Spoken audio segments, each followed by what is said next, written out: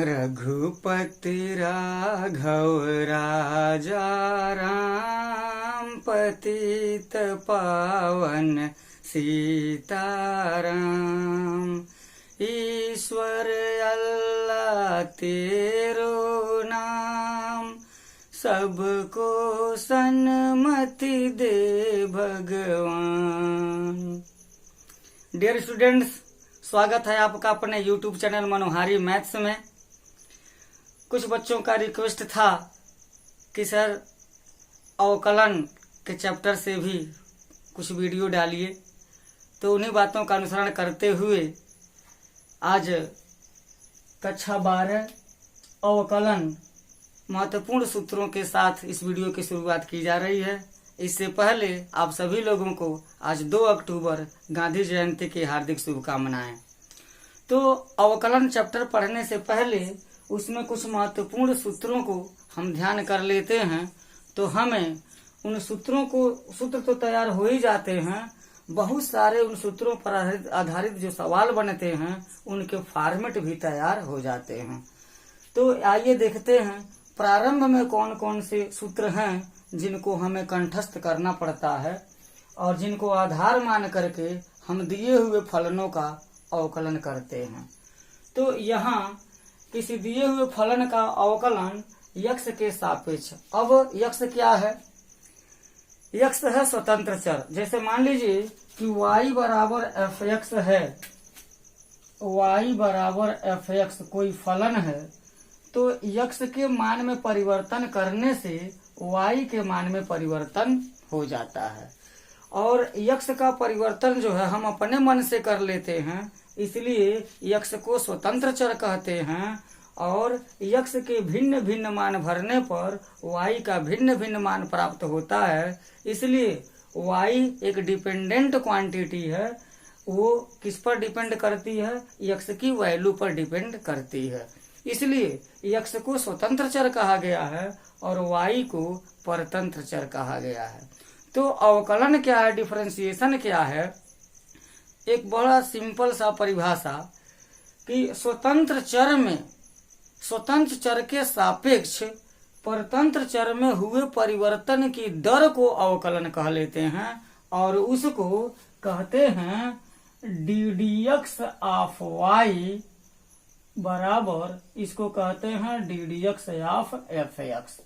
अर्थात फलन का जो अवकलन होगा वो यक्ष के उसके स्वतंत्र चर के सापेक्ष परतंत्र चर में जो परिवर्तन होगा उसी को अवकलन कहते हैं और उसको ddx ऑफ y पढ़ते हैं। तो यहाँ जो सूत्र लिखा गया है, बार बार ddx of y, ddx of y, ddx of y न लिख करके डायरेक्ट ddx ऑफ वो फंक्शन लिख दिया गया है जिसे आपको तैयार करना है। तो यहाँ सबसे जो पहला है वो ddx of x raise to power n, मतलब कोई स्वतंत्र चर हो उस पर कोई न कोई पावर लगा होगा, तो उसका अवकलन कैसे होता है? x raise to power n का जो अवकलन होगा nx n-1 हो जाएगा। प्यारे बच्चों, ये जितने भी सूत्र हैं इन पर हम लोग आधारित प्रश्न बाद में देखेंगे। पहले सूत्र को कैसे पढ़ते हैं, कैसे तैयार करते हैं, उस पर विचार किया जाए। तो ddx of e raise to power x equal to e raise to power x ही होती है। कोई चर घातांकी फलन है उसमें कोई परिवर्तन नहीं होता है। तो ddx of a raise to power x equal to a raise to power x log a base e, ddx of log x base e equal to 1/x, ddx of log x base a equal to 1/x into log e base a होता है। ddx of sin x equal to cos x, ddx of cos x equal to minus sin x, ddx of tan x equal to sec square x, ddx of cot x equal to minus cosec square x होता है। ddx of sec x equal to sec x into tan x, ddx of cosec x equal to minus cosec x into cot x, ddx of f1x plus f2x। ऐसा हो सकता है, गणित में 4 संक्रियाएं होती हैं, जोड़, घटाना, गुणा और भाग, और 2 फलनों का योगफल हो सकता है, 2 फलनों का अंतर हो सकता है, 2 फलनों का गुणनफल हो सकता है, 2 फलनों का भागफल हो सकता है। तो यहाँ पर अगर 2 फलनों का योगफल दिया है और उनका अवकलन करना है तो उन दोनों फलनों के अलग अलग अवकलन करके जोड़ देते हैं तो उन दोनों फलनों के योगफल का अवकलन हमें प्राप्त हो जाता है। ठीक इसी प्रकार दो फलनों का अंतर का अवकलन उन दोनों फलनों के अलग अलग अवकलन के अंतर के बराबर होता है। दो फलनों के गुणनफल का अवकलन क्या होता है? तो जब गुणनफल है तो उसमें एक प्रथम फलन होगा, एक द्वितीय फलन होगा। तो करते क्या हैं, प्रथम फलन गुणे द्वितीय फलन का अवकलन धन द्वितीय फलन गुणे प्रथम फलन का अवकलन होता है। बिल्कुल फर्राटे के साथ इसको याद करते हैं। प्रथम फलन गुणे द्वितीय फलन का अवकलन धन द्वितीय फलन गुणे प्रथम फलन का अवकलन। और दो फलनों का अगर भागफल है तो वो अंश बटे हर में हो जाएगा, उसको भिन्न मान सकते हैं। तो ऊपर वाले को अंश कहते हैं न्यूमरेटर, नीचे वाले को हर कहते हैं डिनोमिनेटर। तो अंश बटे हर का जो अवकलन होगा उसका फार्मूला बनता है हर गुणे अंश का अवकलन ऋण अंश गुणे हर का अवकलन बटे हर स्क्वायर हो जाता है। एक ऐसा भी हो सकता है कोई फलन हो और उसमें किसी अचर राशि से गुणा किया गया हो, यहाँ अचर राशि को के मान लिया गया है, तो ddx of k into F X equal to पहले ये जो अचर राशि है उसको हम बाहर कॉमन ले लेते हैं, उसके बाद से उस फलन का अवकलन करके गुणा कर देते हैं। ऐसा भी हो सकता है कोई अचर फलन हो, मतलब कांस्टेंट क्वांटिटी हो, उसका जो अवकलन होगा वो 0 हो जाता है, जहाँ c एक अचर पद है। ऐसा 0 क्यों हो जाता है, इस पर थोड़ा सा बात कर लें। अभी भी परिभाषा बताया कि किसी फलन के स्वतंत्र चर के सापेक्ष परतंत्र चर में हुए परिवर्तन की दर को अवकलन कहते हैं। तो जब हमारा फलन अचर है, उसमें कोई परिवर्तन हो ही नहीं सकता है, स्वतंत्र चर उसमें है ही नहीं, तो परिवर्तन नहीं होगा। परिवर्तन नहीं होगा तो y में कोई परिवर्तन नहीं होगा, परतंत्र चर के मान में कोई परिवर्तन नहीं होगा। जब परिवर्तन ही नहीं होगा मतलब परिवर्तन 0, तो अब परिवर्तन के दर निकालेंगे तो भी 0 ही हो जाएगा। इस प्रकार ddx of a constant quantity must be equal to 0 हो जाता है। तो अब आइए एक एक करके इन पर एक एक एग्जाम्पल लेते हैं। एक ही वीडियो में तो सब नहीं हो पाएगा, लेकिन कुछ सूत्रों को टेकअप करके इसमें सवाल को देखा जाएगा। वीडियो अगर पसंद आएगा तो आप इसको लाइक कीजिएगा, शेयर कीजिएगा, और चैनल पर अगर पहली बार आए होंगे तो प्लीज चैनल को सब्सक्राइब कीजिएगा, ताकि यहाँ से जो वीडियो जाएंगे सबसे पहले उनका नोटिफिकेशन आपको मिल जाएगा, और आपको थोड़ा सा भी अगर लाभ होगा तो इस चैनल का जो उद्देश्य है वो चरितार्थ हो जाएगा। आइए पहला सूत्र x⁴n के रूप का अवकलन करना सीखें। तो ddx of x⁴n equal to nx⁴n-1 होता है। लेकिन ये अवकलन पढ़ने से पहले कुछ घातांक के नियम भी पढ़ लेना बहुत जरूरी है, क्योंकि उसका उपयोग होता है। तो घातांक के नियम क्या हैं? अगर a की घात m हो, a की घात n हो, तो a की घात m प्लस n हो जाता है। a की घात m भागा a की घात n हो तो a की घात m माइनस n हो जाता है। a की घात m हो पूरे की घात n हो तो a की घात m इंटू n हो जाता है। अगर ab की घात n हो तो वो a की घात n हो जाता है इंटू b की घात n हो जाता है। ठीक इसी प्रकार a बाई b की घात n हो तो a की घात n बटे b की घात n हो जाता है। फिर a की घात अगर 0 हो तो यह 1 हो जाता है, और अगर x की घात माइनस n हो तो ऊपर जाएगा तो प्लस n हो जाता है, या x की घात माइनस n हो तो यह 1 बटे x की घात धन n कर सकते हैं। और एक बात और, अगर करड़ी में कोई राशि लिखी है x, इसको पावर पर अगर लिखना हो तो इसको 1/2 कहते हैं। और ठीक इसी तरह से अगर करड़ी घात n हो, करड़ी गत अगर a हो तो इसको करड़ी का चिन्ह हटाएंगे तो 1/n हो जाता है। ये घातांक के सूत्र हैं, बहुत ही महत्वपूर्ण हैं। इनके बिना अवकलन पढ़ना कठिन हो जाएगा, क्योंकि आगे अवकलन के सूत्र लगाने के बाद भी बहुत सारे ऐसे नियम हैं जिनका उपयोग हमको करना पड़ता है। तो उसका संकलन इधर कर दिया गया। इसको आप बिल्कुल फोटो खींच करके माइंड में रख लीजिए, ताकि जैसा सवाल आएगा उसमें से वो फोटो कॉपी निकाल करके यूज कर सकते हैं। तो मान लीजिए कि यहाँ पर कोई एक प्रश्न दे दिया हो, फलन दे दिया हो, y दे दिया हो, x² दे दिया हो। तो हमको अगर x के साथ, तो x क्या है, स्वतंत्र चर है और y परतंत्र चर है। तो x के सापेक्ष हम y में हुए परिवर्तन की दर ज्ञात करेंगे। उसी को तो कहते हैं ddx ऑफ y कहते हैं, dy/dx नहीं कहते हैं, ddx ऑफ y कहते हैं। लेकिन बोलचाल की भाषा में dy/dx अर्थात मुंह से शहर से ही निकल जाता है। तो गलत तो है वो, लेकिन प्रवाह में आकर के बोल दिया जाता है। लेकिन आप इसको ddx ऑफ y ही समझिएगा। तो सबसे पहले हमको सूत्र का फॉर्मेट समझना पड़ेगा कि जो सवाल हमको प्राप्त हुआ है वो किस फॉर्मेट पर है। वो x⁴n पर है कि e⁴x पर है, a⁴x पर है, log x बेस e है, log x बेस a है, sin x है, cos x है, tan x है, cot x है, sec x है, cosec x है, या वह दो फलनों के योगफल का है, गुणनफल का है, अंतर का है, भागफल का है, कौन सा है, कांस्टेंट क्वांटिटी है, किस फॉर्मेट का है, सबसे पहले इस पर हमको विचार करना पड़ेगा। तो बहुत कोई कठिन नहीं है। अगर सूत्र आपको तैयार हैं, सूत्र के फॉर्मेट अगर आपको तैयार हैं, तो आने वाले जो प्रश्न होंगे आपके सामने तुरंत दिमाग क्लिक कर जाएगा कि यह सवाल इसी सूत्र पर आधारित है। तो यहाँ पर x² है, x⁴n बिल्कुल सीधे दिखाई दे रहा है।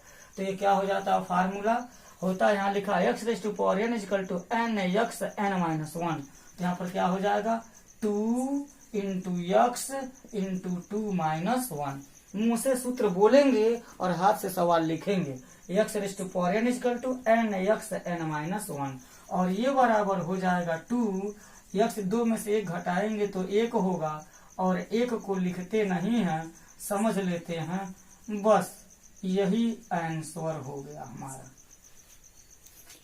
अब इस तरीके 2 घात हो, 3 घात रहेगा तो क्या हो जाएगा, 3x² हो जाएगा। x घाते 4 होगा तो क्या हो जाएगा, 4x³ हो जाएगा।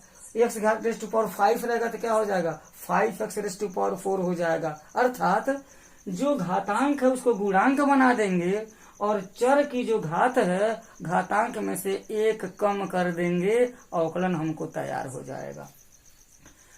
कभी ऐसा भी हो सकता है, ये इस तरीके का पहला सवाल हो गया, ये दूसरा सवाल है। जितने तरह के प्रश्न बन सकते हैं उसको यहाँ पर देख लिया जाए। बुक में जब ये देख लेंगे तो अपने बुक को खोलेंगे, शहर से ही सारे सवाल हल हो जाएंगे।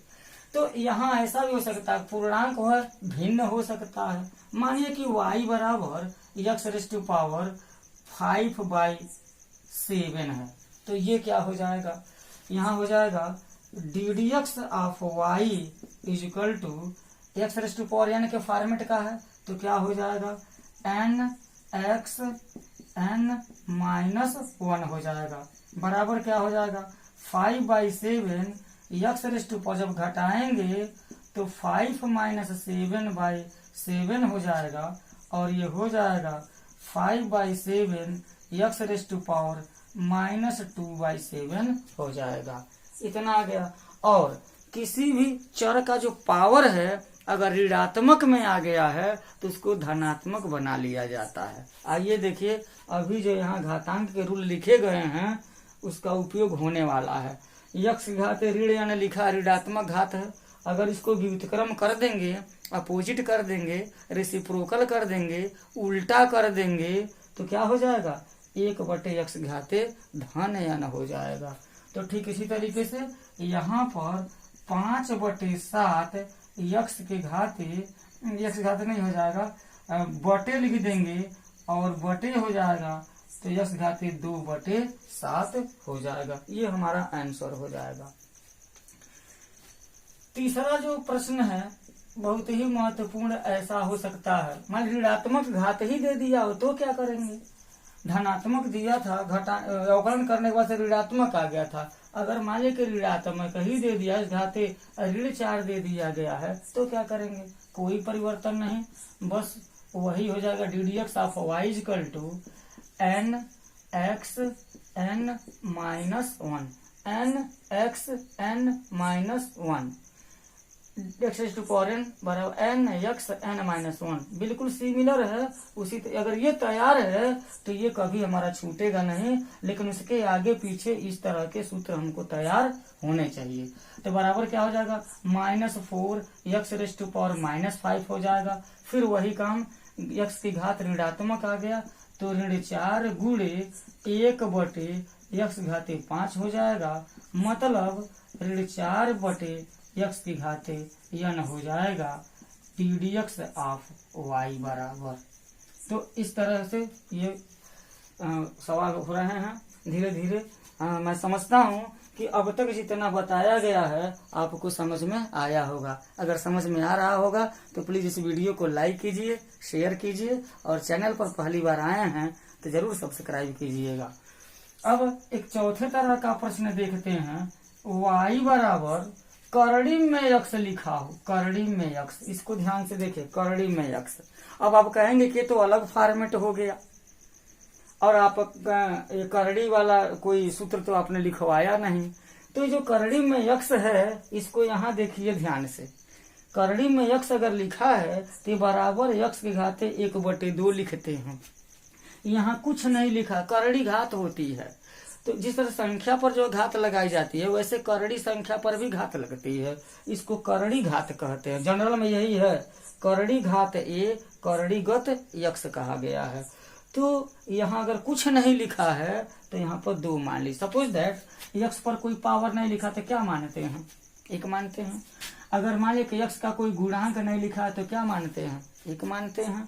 तो वैसे यहाँ पर इस करड़ी पर को करड़ी घात का पावर नहीं लगा है तो वहां पर 2 मान लेते हैं, 1/2 हो जाता है। घनमूल निकाले होंगे, क्यूब रूट जैसे ऐसे लिखा हो, एक्स पर यहाँ पर 3 लिखा हो तो कक्षा 8 में पढ़ने वाला बच्चा ये कहता है कि एक्स का घनमूल निकालना है। अगर उसी घनमूल के चिन्ह को हटाया जाए, घातांक के रूप में लिखा जाए तो क्या लिखेगा, उसको लिखना चाहिए 1/3। तो प्यारे बच्चों, ये सब छोटी छोटी जानकारियां हैं जो बड़े बड़े सवालों को हल कराने में सहायक होंगी, और हम क्या करते हैं, छोटे चीजों को छोड़ देते हैं। रही कभी कहे हैं कि रहीमन देख बड़ेन को लघुना दीजे डार, जहाँ काम आवे सुई कहा करे तलवार। तो ये सब सुई है, ये सुई है और ये सब तलवार है। तो तलवार जहाँ काम नहीं आएगा वहाँ सुई तो काम आएगी ना। बिल्कुल ठीक वही तरीका है यहाँ पर। तो इसलिए मैं सजेस्ट करूंगा कि छोटे छोटे जब भी सवाल लगाए जाएंगे, कोई अगर छोटे छोटे कंटेंट आएंगे तो वो बता दिया जाएगा, उसे आप कंठस्थ कर लेंगे। तो इसको हम लिख सकते हैं यक्स बराबर यक्स पावर हाफ लिख सकते हैं। जब इसको हाफ लिख देंगे तो क्या हो जाएगा, अब फॉर्मेट आपको दिखने लगा, पहले नहीं दिखता था, पहले फॉर्मेट नहीं दिखता था, अभी फॉर्मेट दिखने लगा। और वो किस फॉर्मेट का है, X raise to power N का है। और X raise to power N का जो अवकलन है आपको उसको याद है, N X N minus 1, N X raise to power N minus 1। तो क्या हो जाएगा, एन एक्स एन माइनस 1, ये हो जाएगा y बराबर 1/2 एक्स रेस टू पावर। अब हम 12 में पढ़ते हैं, 11 में पढ़ते हैं, हाँ ये जो 11 वाले बच्चों के लिए भी काम आ जाएगा और 12 वाले बच्चों के लिए भी काम आ जाएगा। कॉमन है, ये जनरल चीजें बताई जा रही हैं, कोई इंडिविजुअल क्लास के लिए नहीं है यह। लेकिन इसको कक्षा 10 के बच्चे नहीं पढ़ेंगे क्योंकि वहाँ सिलेबस में ही नहीं है। यहाँ पर हो जाएगा 1/2 में से जब 1 घटाएंगे तो ऋण 1/2 आ जाएगा। ऐसा हमको पूर्व अनुभव है, पहले से अनुभव है। एक बात ध्यान रखेंगे, जो पावर लगाया जाता है साइज में थोड़ा छोटा होता है, थोड़ा सा ऊपर लिखा जाता है तिरछा में, और जिस पर पावर लगाते हैं यानी कि आधार जिसको कहते हैं उसको थोड़ा सा साइज में बड़ा लिखते हैं ताकि पता चल जाए कौन आधार है और कौन घातांक है। और साथ ही साथ कौन गुणांक है ये भी पता चल जाएगा। अब यहाँ हम क्या कर सकते हैं, इसके लिए y बराबर यहाँ लिख देता हूँ, y बराबर हाफ। एक काम कर सकते हैं, x पावर माइनस हाफ है तो इसको हम 1/x प्लस हाफ तो कर सकते हैं, और पुनः 1/2 इंटू 1/x को पुनः हम अंडर रूट x भी लिख सकते हैं। जब इसका मल्टीप्लाई करेंगे तो 1/2 अंडर रूट x हो जाएगा। अब देखिए यहाँ हम ये y नहीं लिखेंगे, चूंकि अवकलन कर चुके हैं तो ddx ऑफ y लिखा जाएगा। यहाँ ddx ऑफ y लिख दिया जाएगा, ये ddx ऑफ y आता रहा है। तो इस तरीके से ये हमारा हो गया। तो कभी अगर y बराबर अंडर रूट x को याद ही कर लीजिए, मैं सजेस्ट करूंगा उसको आप याद कर लीजिए। y बराबर अंडर रूट x का जो डिफरेंशिएशन होगा वो क्या होगा, 1/2 under root x, 1/2 under root x। यारे बच्चों बोलने में थोड़ा सा अंतर हो जाता है। जैसे मान लीजिए 1/2 अंडर रूट x पढ़ रहे हैं और 1/2 अंडर रूट x ऐसे लिखा हो तो ये क्या है, क्या पढ़ेंगे इसको, क्या पढ़ेंगे अंडर रूट x/2 इसको पढ़ेंगे, क्योंकि 1 का कोई मतलब नहीं रह जाएगा, अंडर रूट x/2 पढ़ेंगे। और यहाँ पर क्या है 1/2 अंडर रूट x को थोड़ा सा भी गैप नहीं देंगे तो पता चल जाएगा, क्योंकि जब कभी बोलता है और हमको लिखना रहता है तो बोलने के आधार पर, बोलने की शैली के आधार पर हमको पता करना पड़ेगा कि क्या बोला गया है। तो इस तरीके का यहाँ पर हमको ये प्रश्न मिल गया है। तो चूंकि वीडियो लंबा हो रहा है, इस वीडियो में इतना ही। मिलते हैं नेक्स्ट वीडियो में। आपको अगर ये कंटेंट अच्छा लगा हो तो इसे लाइक जरूर कीजिए। वीडियो को आपने देखा, आपको थोड़ा सा अगर नॉलेज हुआ होगा तो हमारे इस चैनल का उद्देश्य पूरा हो जाएगा। बहुत बहुत धन्यवाद। जय हिंद।